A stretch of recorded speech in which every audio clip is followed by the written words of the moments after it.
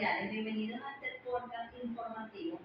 referente al subproyecto de Derecho Constitucional Internacional.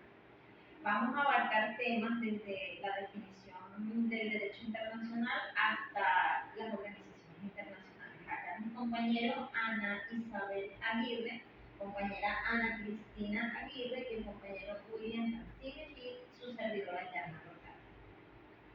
Bueno, el derecho internacional público es un ordenamiento jurídico que regula el acercamiento a las relaciones existentes entre sujeto de derecho, el cual está sometido a normas, leyes y regulaciones en cuanto a los estados internacionales. Se debe decir que este ordenamiento jurídico realmente son necesarios porque él, como se dice, une a los estados y regula las relaciones de convivencia, paz pacífica y cooperación. De igual modo, la dimensión normativa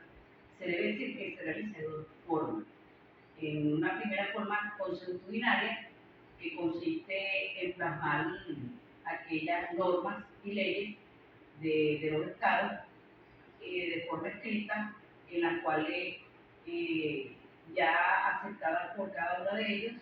se tiene que cumplir. Y tenemos las de manera general, que son aquellas, si se quiere, principio de igualdad, la soberanía de los estados. Allí se prohíbe el uso de la fuerza y, por supuesto, la solución pacífica de las controversias. A toda gente es importante también manifestar que está presente lo que es el sentido de la historia, de esa creación del gobierno o de los estados que están unidos para poder llevar a cabo lo que tiene que ver el derecho internacional público. Es importante hablar un poquito de los antecedentes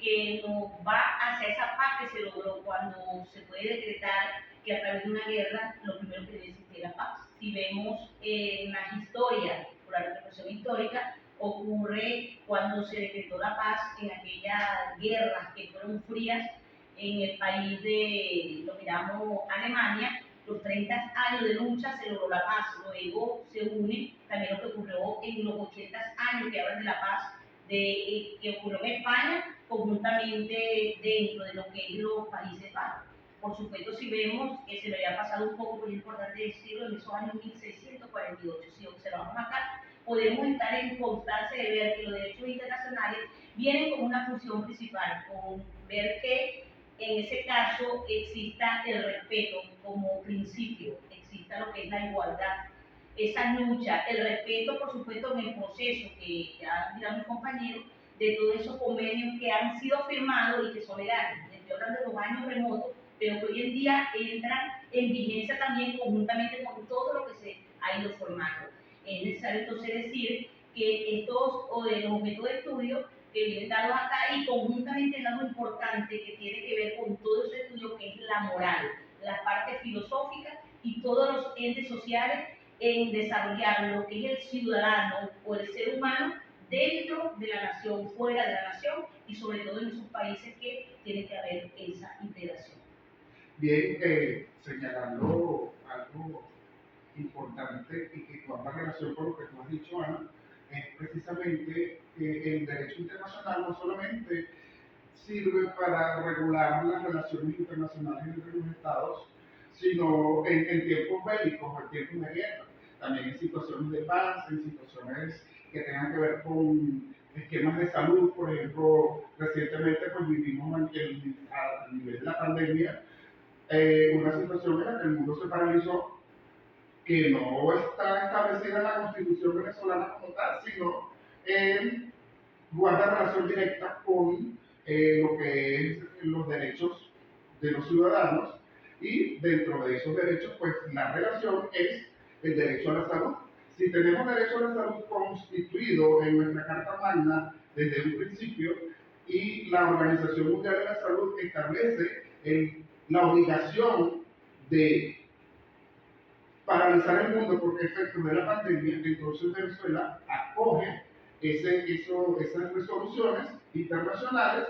obviamente tiene el canal regular que no es otro que la Constitución, y se adhiere a esa normativa. Entonces, el derecho internacional delimita las competencias estatales y, como dicho de otro modo, ejerce la función de ordenar los ámbitos de validez de las competencias. Es decir, mi soberanía como país no puede verse menoscabada porque haya un tratado internacional que así lo establezca, pero yo tengo un mecanismo con mi soberanía para crear la norma que me va a permitir implantar dentro del país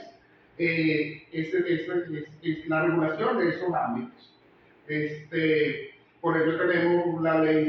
contra el terrorismo, tenemos la ley de protección de niños, niñas y adolescentes, tenemos la ley de protección a los derechos de la mujer, porque todos son principios universales, pero están recogidos en la Constitución dentro de lo que son los derechos fundamentales de cada uno de nosotros. Bien, una vez nacido el derecho, desde los principios fundamentales que ustedes han explayado, es necesario señalar que se origina o se empieza a regular la norma a través de organizaciones. Estas organizaciones internacionales que de una u otra manera confluyen todos los intereses y normativas de todas estas instituciones y que, bueno, como todos sabemos, existen a nivel internacional. La más conocida y la más ampliamente señalada en los estudios de derecho internacional es la Organización de Naciones Unidas. Sin embargo, existe una amplia cantidad de organizaciones internacionales que generalmente se clasifican de acuerdo a, pueden ser implícitas o incluyentes o excluyentes. En el caso de la Organización de Naciones Unidas es incluyente, porque agrupa diferentes organizaciones que de una u otra forma ayudan a confluir todas esas, como la Organización de Salud, entre la ACNUR, entre otras organizaciones, y están las implícitas o las inclusivas, como por ejemplo la Organización de Estados Americanos, que solamente está delimitado por la geografía de los estados que convergen en América.